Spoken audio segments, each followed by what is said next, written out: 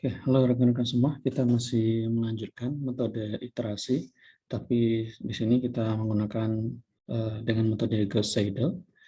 Jadi di sini dengan pendahuluan, teknik iterasi jarang digunakan untuk menyelesaikan sistem persamaan linear berukuran kecil ya, karena memang metode-metode langsung seperti metode eliminasi Gauss lebih efisien daripada metode iterasi ini. Nah, akan tetapi untuk sistem persamaan linear berukuran besar dengan persentase elemen 0 pada matriks koefisiennya besar, teknik iterasi ini lebih efisien daripada metode langsung dalam hal baik penggunaan memori pada komputer maupun pada komputasi ya jika kita programkan gitu.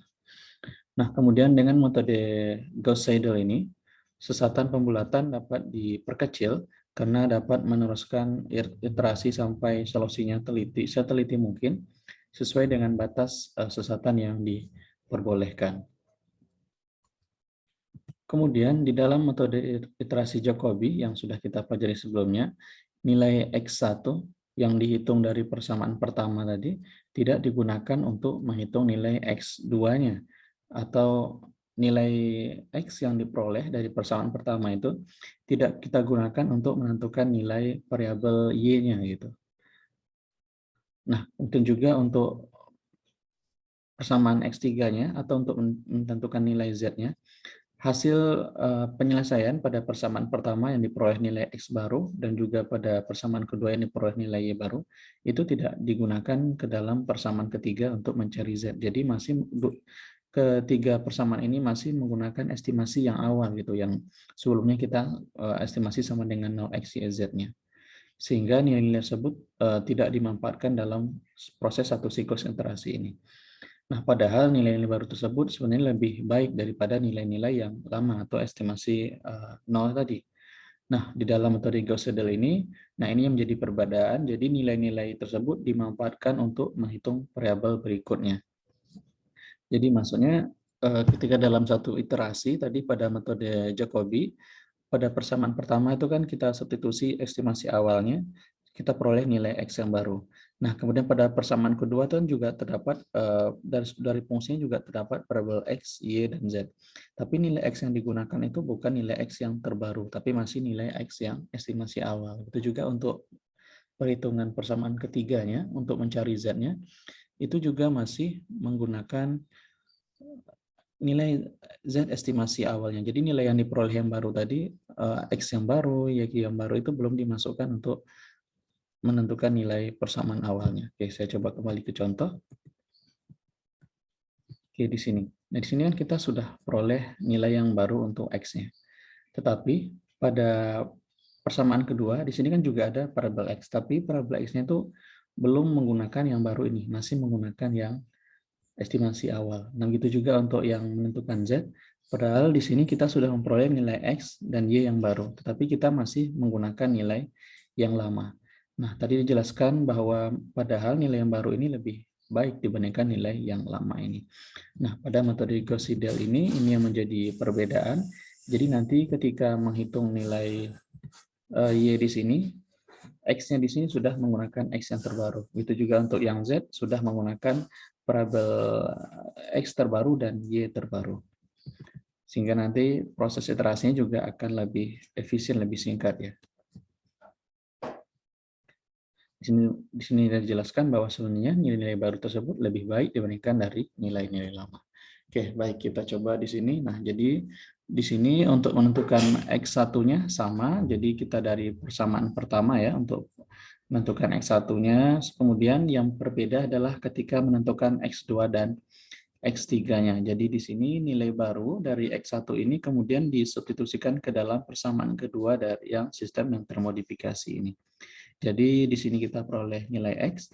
Untuk menentukan Y-nya, sudah kita variabel X yang di sini pada persamaan modifikasinya sudah menggunakan nilai X yang terbaru. Itu juga untuk yang menentukan nilai Z-nya misalnya, maka variabel X terbaru dan Y terbaru sudah kita gunakan yang di sini.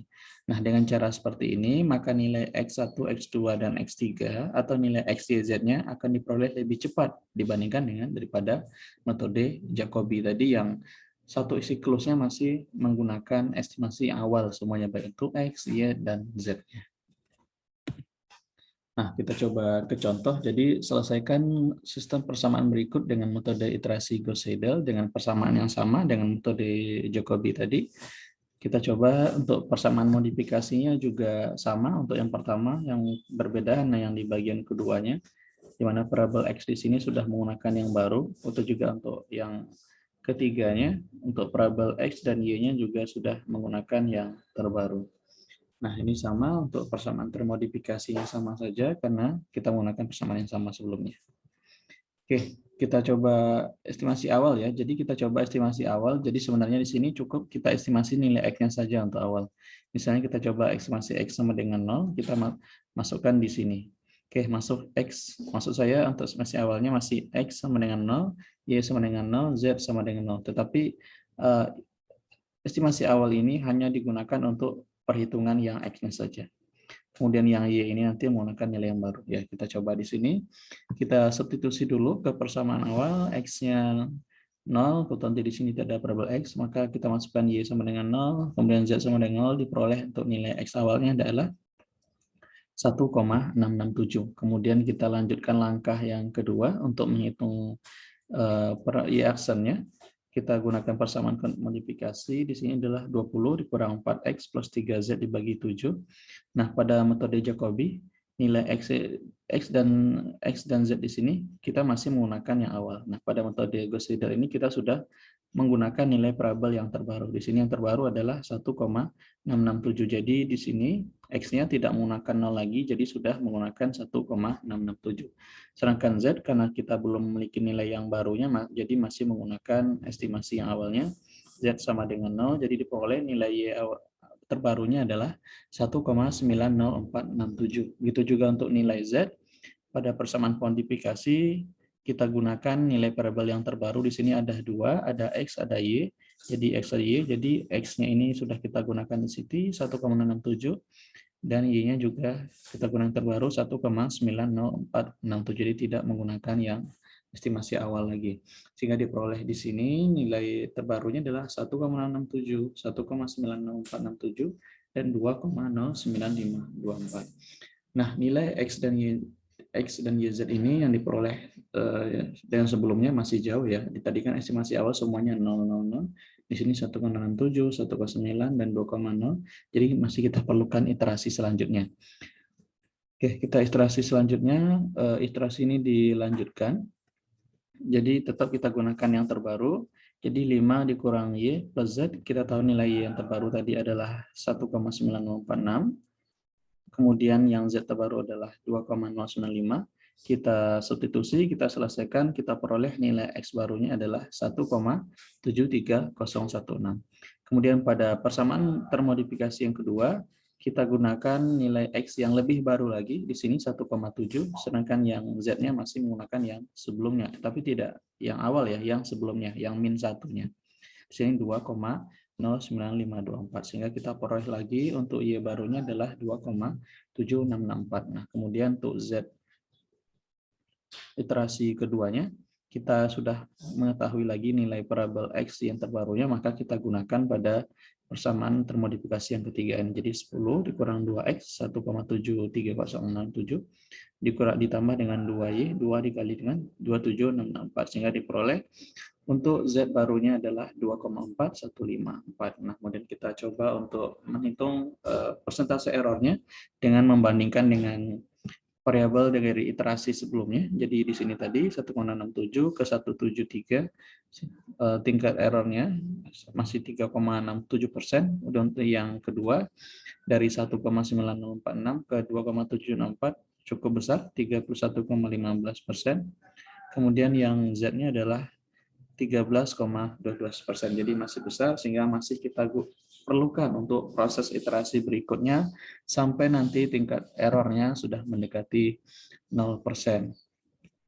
Nah, kita coba rekapitulasi. Nah, di sini diperoleh untuk hasilnya adalah pada metode Jacobi ini untuk tingkat kesalahan 0,0%-nya ditemukan pada iterasi ke-10, dan di sini langsung kita bisa gunakan untuk nilai X-nya adalah 1,5060, kemudian untuk Y-nya adalah 3,1325, dan Z-nya adalah 2,6506.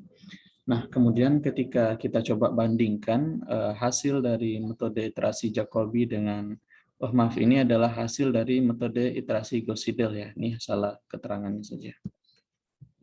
Nah ini, jadi ketika kita coba bandingkan hasil dari antara metode iterasi Gauss-Seidel dengan metode iterasi Jacobi ini, bahwa metode iterasi Gauss-Seidel ini lebih efisien ya. Jadi karena iterasinya hanya cukup pada sampai 10 iterasi sudah mendapatkan tingkat kesalahannya 0%. Sedangkan pada metode iterasi Jacobi ini membutuhkan sampai iterasi ke 15. Jadi dapat kita simpulkan bahwa dengan mensubstitusikan nilai X, Y, Z yang terbaru tadi akan menyebabkan prosesnya akan lebih singkat ya.